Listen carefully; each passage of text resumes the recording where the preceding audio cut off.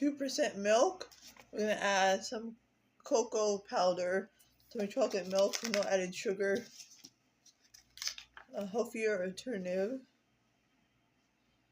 A dash. Then I'm going to froth it.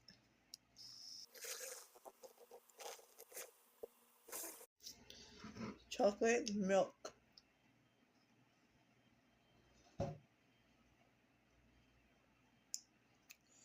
This is like an unsweetened version, but still rich in chocolatey flavor, so A+.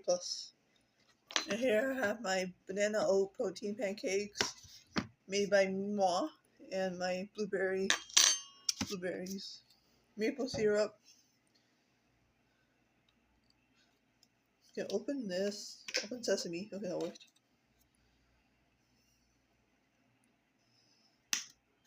A dash of that.